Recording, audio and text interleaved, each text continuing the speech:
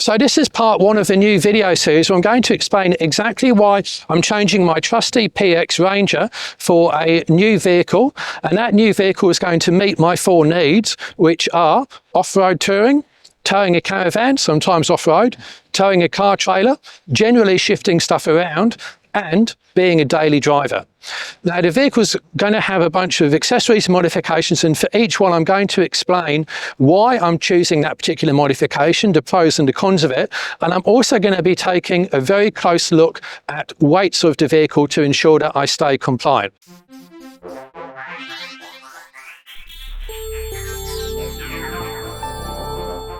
So why replace the PX? It's not even done 200,000 kilometers, so there's still some life left in it yet. Well, there's a couple of reasons for that. One is I've had the vehicle over 10 years, wanted to have a change anyway, so at some point I was going to be changing it, and now seemed like a good time for two reasons. First of all, the market for new and, well, cars generally, and particularly newish cars, is pretty depressed, so it's a good time to buy. Second reason is we've got the NVES emissions scheme on the horizon, and all that's going to do is potentially, or certainly, increase the price of anything which isn't an electric vehicle from 25, 26 onwards. So I've explained my four needs for a vehicle, and in order to fulfill them, I'm looking for a few criteria in my new car. One is obviously cost. Don't want to pay a huge fortune. Looking for a vehicle that's proven, because I'm going to be investing a lot of money into this. I'm going to be taking it into remote places. I'm going to need it to rely on it, so I want something that's really proven. I want something which is fairly common as well, and the reason for that is that if I ever need parts for it or anything else like that, or problem troubleshooting, then there's expertise and there's parts out there available in the market, and also it gives me a wide choice of accessories and modifications. Safety is also important, and that's another reason I'm upgrading to a newer vehicle, because whilst this has a 5-star safety rating, it is from about 2011 or thereabouts, and safety's moved a long way forwards. And finally, another important indefinable criteria is simply enjoyment. I want to be able to enjoy my vehicles. Life is too short for boring cars, so I want to be able to look at the car and smile and, walk away, take a photograph of it, and just generally feel that I've spent my money on something which I'm going to enjoy for a long period of time, as opposed to merely be a tool. So before I start running down to options, I want to go into a bit more detail about my needs and what I mean by each one of these terms, starting with off-road, because that can mean so many different things to so many different people. Now, to me, that means Victorian high country. It means getting to the point where you need to really air down your tyres, potentially even winch, low range work up and down steep hills, sand, deep sand. That's the sort of stuff I'm talking about here. I'm not talking about a gravel road plus. I'm looking at actively doing four-wheel drive tracks, both remote but also fairly local to me as well. I'm not talking about going out and looking for the deepest bog hole I can go through. I'm talking about getting from A to B as a touring destination, but not expecting to ever have to turn around because the track is too tough.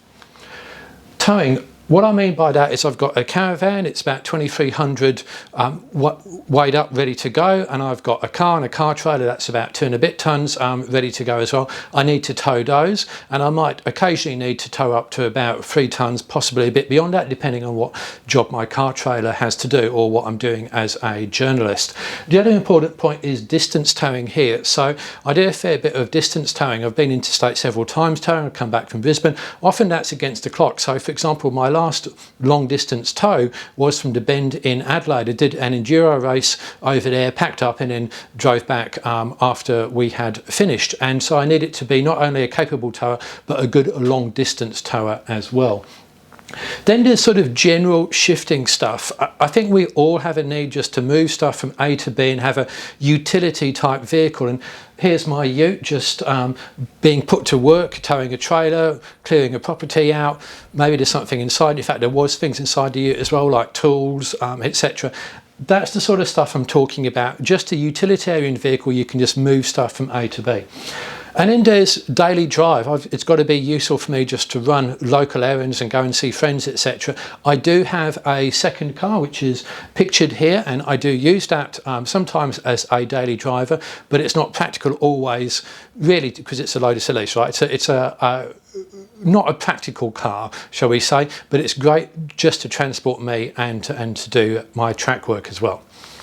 So I want to place a big caveat around all of this, and I know it can be done, because somebody will say, well, you don't need so and so, you can do it in this, etc, etc. We know what people have unicycled around Australia. That doesn't mean to say that I'm going to unicycle around Australia. And how much space do I need for camping? Well, here's me camping. That is me going for an overnight hike. That's my tent, food, water, everything on my back. So arguably I don't even need a car as well. And here's one of the American Utes I had on test, and yeah, I've parallel parked it, so that could work as a daily driver. It's all variable. I know it can be done. I'm talking about my view of what works for me, and hopefully if I explain that, then you can apply that to your own situation. And remember, every option is a compromise. The interesting thing about choosing a vehicle is that you can't throw money at it and then make it perfect, because if you need a certain size, that inevitably compromises you elsewhere. It's not like buying a house. I think conceivably in a house, if you throw enough money at it, then you've got your perfect house. No matter how much money you throw at your car choice, you're going to need multiple cars, or you're going to need to compromise. All right, so let's look at the options then. The first option is a four-wheel drive truck, and I've tried to move a lot of people into four-wheel drive trucks rather than over-modifying a Ute, for example, and just changing the GVM up by a ton and just increasing it. I really don't think that's a good idea, so just go into a truck. And I'm talking here things like the Canter, the Unimog, the Ocker and the Isuzu, all of which are great, and you can categorize them into two: the motorhome and then I guess the truck as well. And I would love all of these, particularly the Canter. I think that's going to be the ideal, because that's big, but it's not so big that you can't fit it down a lot of four-wheel drive tracks. The Unimog's bigger and better, but again, size starts to be a limit. Now, if I run it against my criteria, off-road, they're all really good off-road. Check out my videos of the Canter off-road. It absolutely thrashes the Ranger. It's pretty amazing. They can all tow, absolutely no problem at all. We've got very high tow ratings, they're all heavy as well. Daily drive, you don't get into your Unimog to drive down to the shops. And on my most recent Unimog video, someone said, my Unimog fits in a parking space. Well, I'm not even going to have that argument, right? You do not want to be taking one of these vehicles down to the shop. The Ock is probably the smallest. It's not that much bigger than a Ranger, and minus the Canter, but still, it's really not daily drivable. And shifting stuff around, yeah, these ones set up as Utes could do that, but if you just want to move things around generally, well, if it's set up as a motorhome, that's really all you can do apart from tow something. Cost, now compared to some of the other options, these are definitely on the more expensive side of things. You're looking around about the 300k for a Canter fitted out as a motorhome. A Unimog's going to be more than that, and the base vehicle for a lot of these starts at 9200. Then you start, and in the case of the Japanese trucks, then you're modifying them with super single suspension, etc. Adds a bit on. So they're not cheap, but they do tend to hold their value well, because they're trucks, fairly rare, and therefore you're not necessarily going to lose as much value over a 15-20 year period as you would with some other vehicles. Modifications, you can get all the modifications you need for them. Enjoyment, would I enjoy driving these vehicles? Yeah, I would. And are they proven? Yeah, they're absolutely proven in the sort of work that I want to do.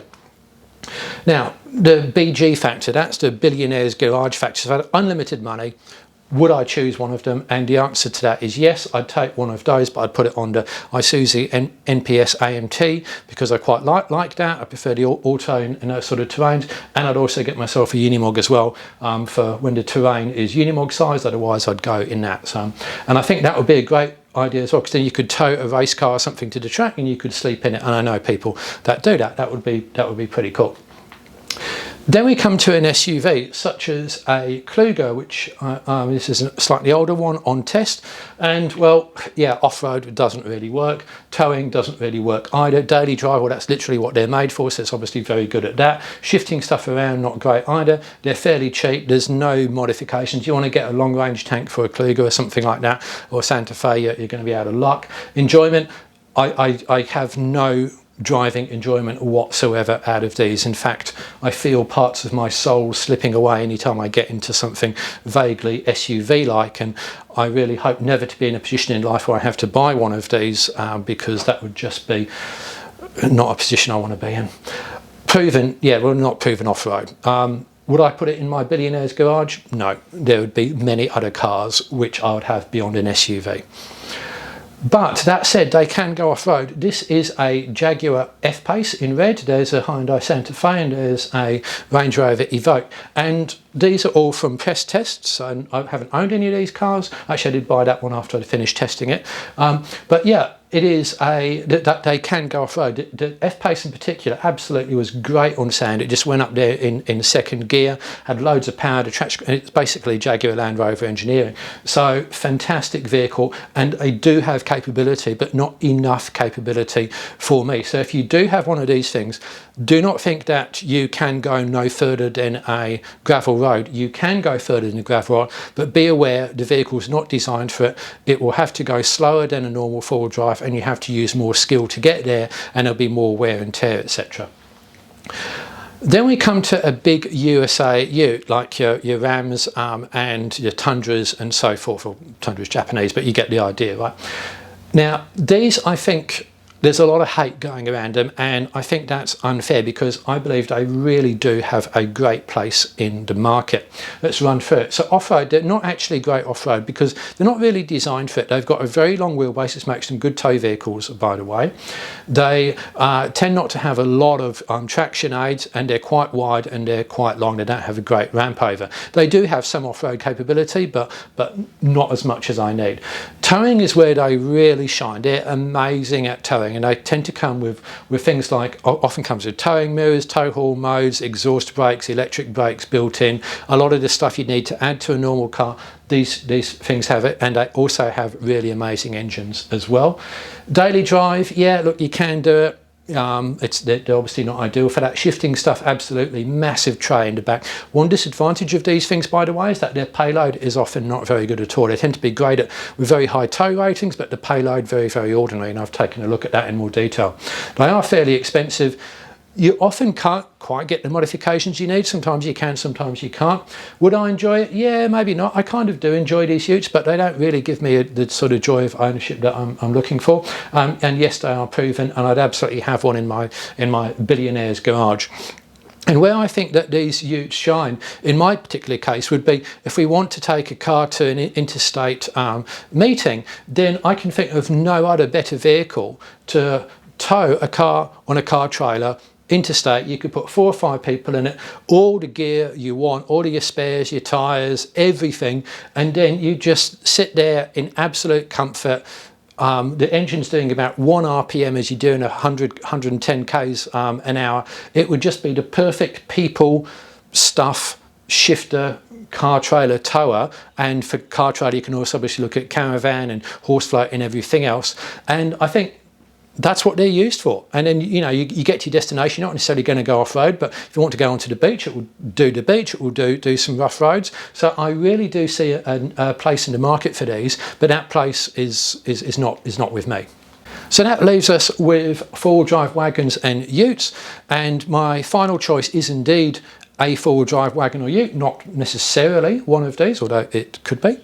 And in the next video, I'll be running through how I came to my final decision and why. Any questions, please use the comment section, and thanks for watching.